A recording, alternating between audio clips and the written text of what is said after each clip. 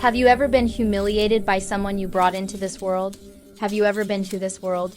Someone whose first breath you witnessed, whose first steps you celebrated, someone you would have died for without hesitation. I was 68 years old, standing in my kitchen in Queens, New York on a Sunday afternoon in March of 2012, and my son David, 39 years old, successful, educated, wearing clothes that cost more than I spent on groceries in a month, looked at me with eyes full of contempt and said, "You embarrass me, mother.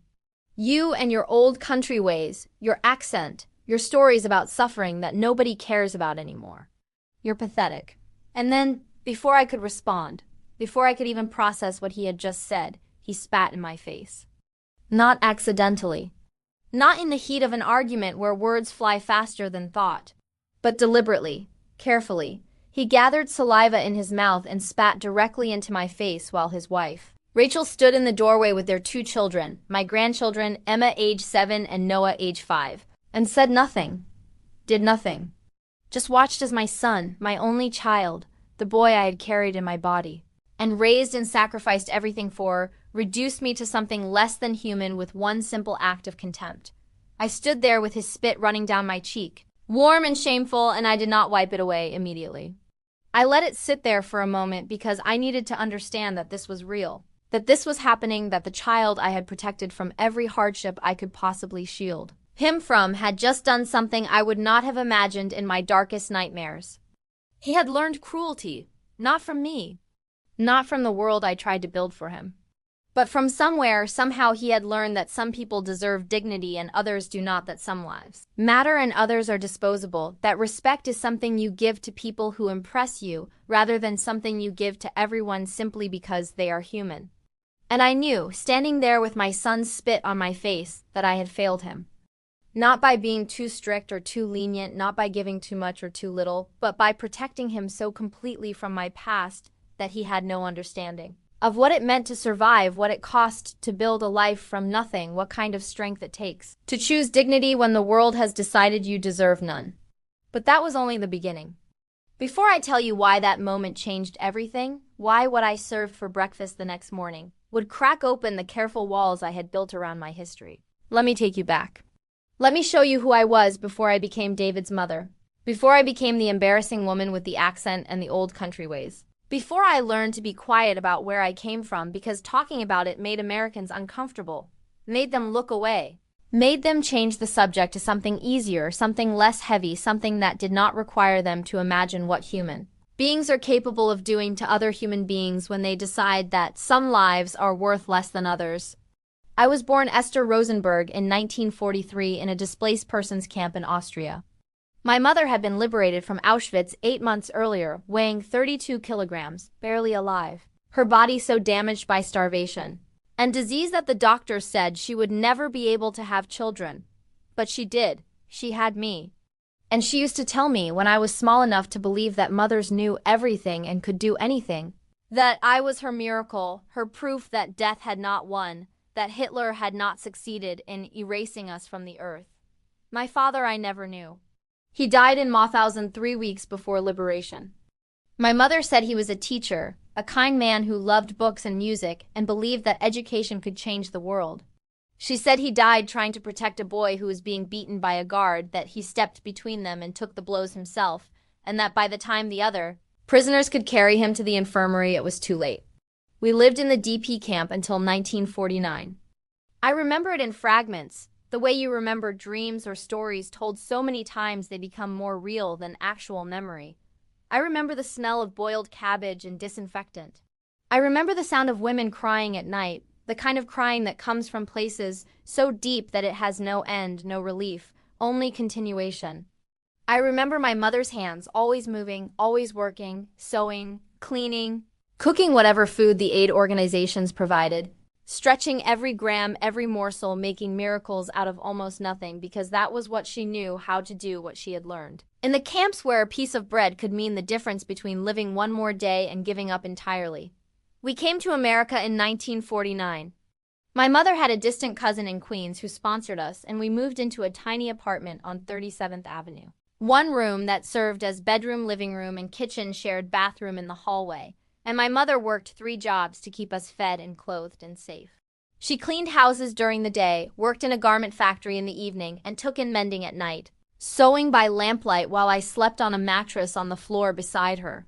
She never complained. Never said she was tired or wished for something different or resented the life we had. She used to say, "Esther, we are alive. That is enough. Everything else is extra." Have you ever felt something like this? That strange guilt that comes from being born into tragedy, from carrying a history you did not create but cannot escape? I grew up knowing that my existence was a defiance, that I was alive because my mother had refused to die, had survived things I could not imagine and would not fully understand until I was much older. And I learned early to be grateful, to be quiet, to take up as little space as possible, to never complain about hunger or cold or fear, because what I experienced was nothing at all compared to what my mother had endured. I married at 21 to a man named Samuel Cohen, a pharmacist whose parents had immigrated from Poland in the 1920s before the war, and who had no direct experience with the Holocaust but understood, in the way that children of immigrants understand what it meant to be foreign, to be other, to have to prove your worth every single day simply because of where you came from. We had David in 1973. He was born in Mount Sinai Hospital in Manhattan, 8 pounds 3 ounces, healthy and perfect and absolutely American in a way that I would never be.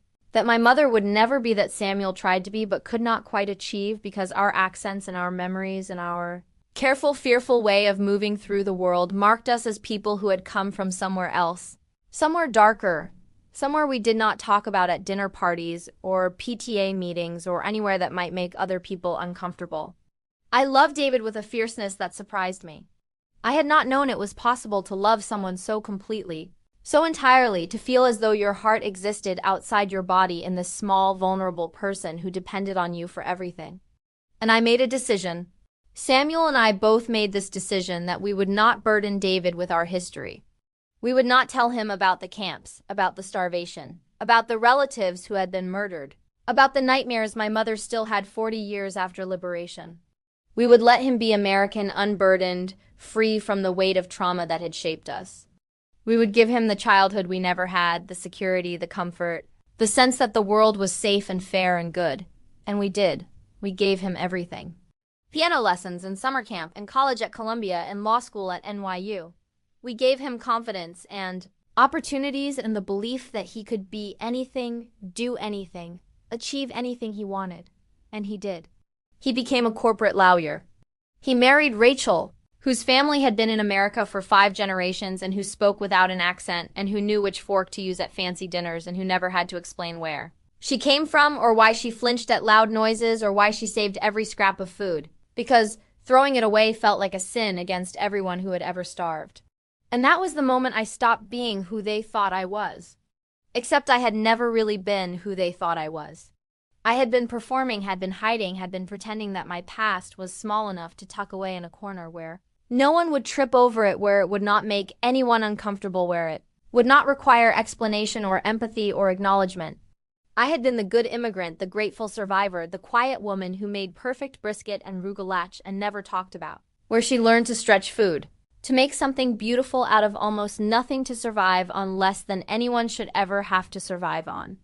But my son did not know this.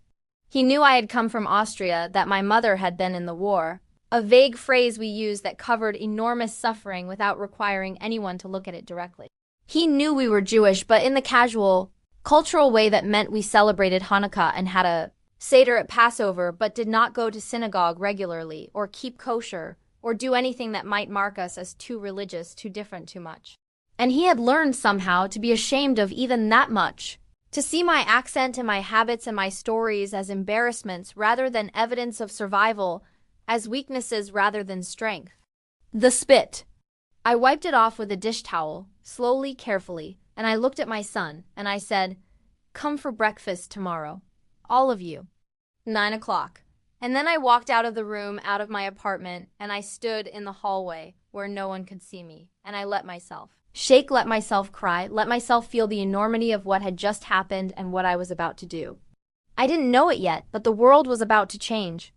Not the big world, not politics or culture or history, but the small world of my family, the carefully constructed narrative. We had built around ourselves the story that said we were just like everyone else, that the past did not matter, that assimilation was success and forgetting was freedom. I spent that night in my kitchen cooking. Not the things I usually made when David and his family came to visit.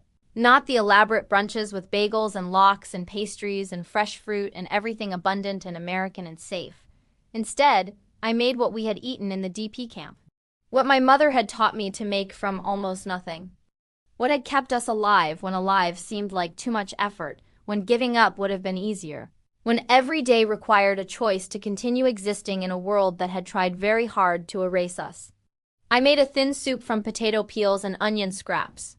I made a bread that was more air than flour, the kind of bread that filled your stomach without nourishing your body. The kind you ate because eating was an act of defiance even when there was almost nothing to eat.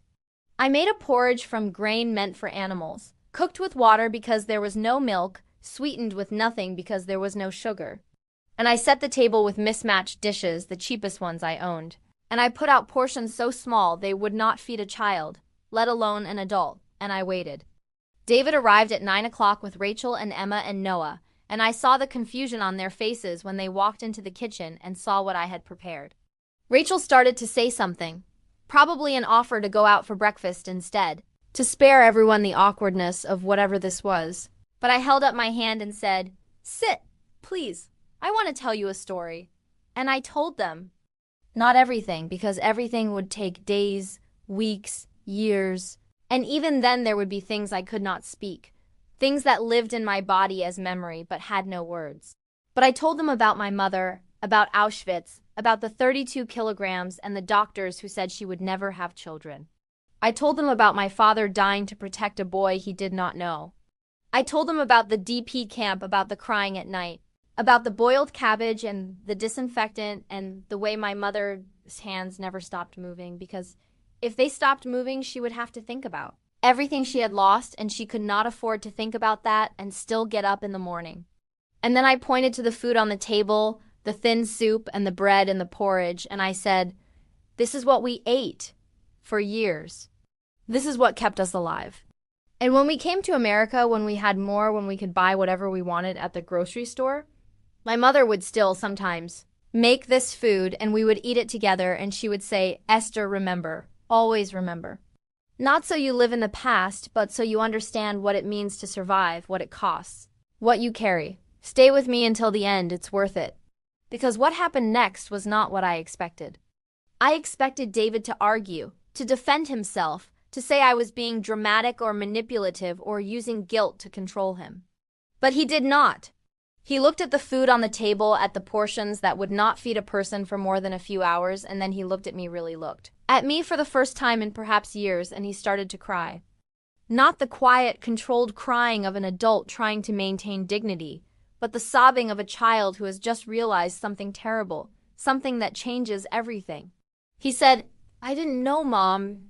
You never told me. I thought you were just an immigrant, that you came here for a better life, but I didn't understand.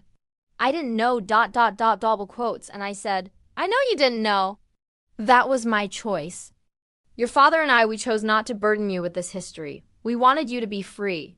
But freedom without understanding is not really freedom. It's just ignorance. And ignorance makes us cruel because we cannot value what we do not understand." Rachel was crying too, and Emma and Noah were sitting very still, very quiet, the way children do when they sense that something important is happening. Something that will change the shape of their family, even if they do not fully comprehend it yet. And I served the food, put the small portions in front of each of them, and I said, "Eat. Not all of it.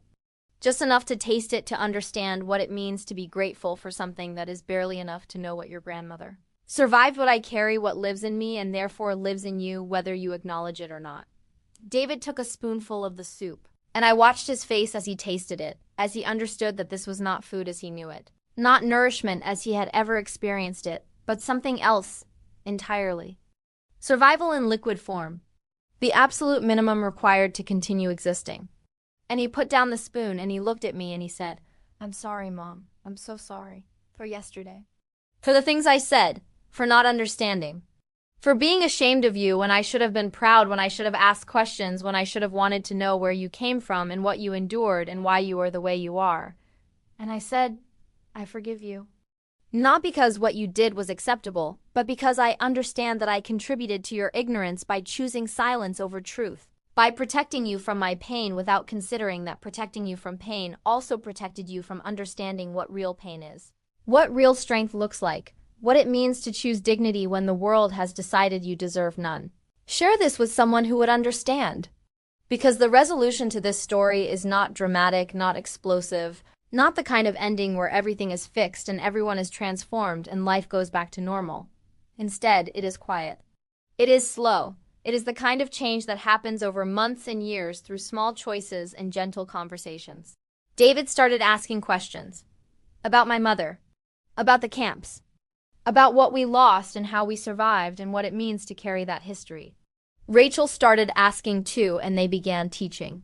Emma and Noah, not in ways that would traumatize them, but in ways that would help them understand that their grandmother was not just an embarrassing woman with an accent, but a person with a story, with a history, with experiences that had shaped her and therefore shaped them. And I started talking. Not constantly, not obsessively, but when it was appropriate, when the moment called for it, I would share pieces of my mother's story, pieces of my own story, not to make people feel guilty or sorry for me, but to honor what we had survived, to refuse to let that history disappear in the name of comfort or assimilation or making other people feel less awkward. Because my mother was right. We carry these stories not so we live in the past, but so we understand what it means to survive, what it costs, what we owe to the people who died so we could live. I am 79 years old now. My mother died in 1998 at the age of 78, having lived 36 years beyond what the doctors in the DP camp thought possible. She died in her sleep, peacefully, surrounded by family, having built a life that no one could have predicted when she walked out of Auschwitz weighing 32 kilograms and believing she would never see another morning.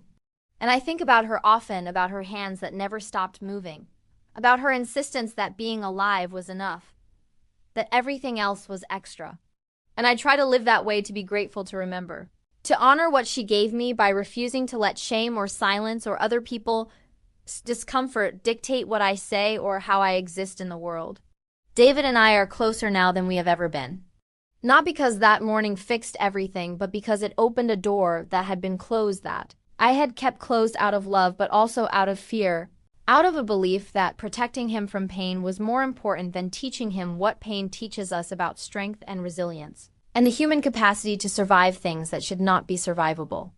And he has become a different kind of father to Emma and Noah, teaching them not just to succeed, not just to achieve, not just to fit in, but to understand where they come from, what their family has endured, why certain things matter even when the world says they are old-fashioned or inconvenient or embarrassing. I learned that respect does not erase the past. My son spat in my face on a Sunday afternoon in March of 2012, and that happened. That moment exists. That pain is real. But respect teaches us how to breathe again, how to move forward without pretending the past did not occur, how to honor both the pain and the healing, both the cruelty and the growth that can come from confronting cruelty honestly. Respect teaches us that people can change, that ignorance can become understanding, that shame can transform into pride when we are brave enough to look at what we have been hiding and ask ourselves why we thought it needed to be hidden in the first place. And I learned that truth does not shout. It does not demand or force or insist. Truth simply waits to be heard.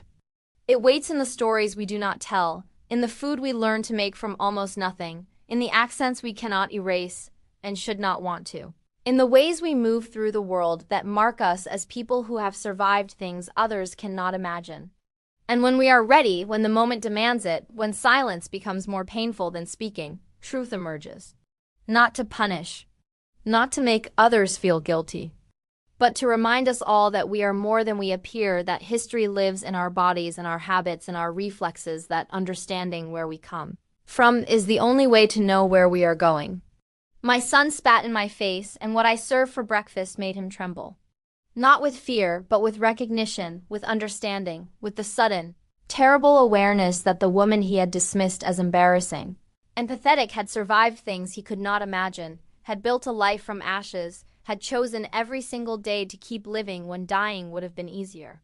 And that breakfast, that thin soup, and that bread made from almost nothing, That small act of showing rather than telling changed our family in ways I am still discovering years later because truth does that.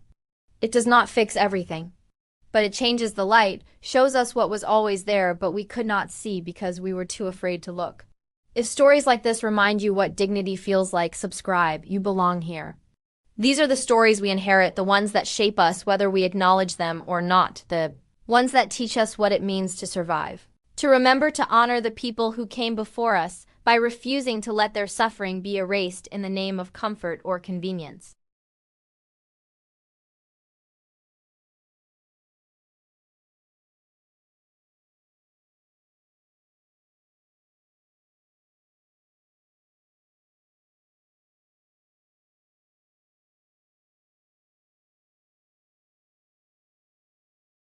It is something truly unforgettable.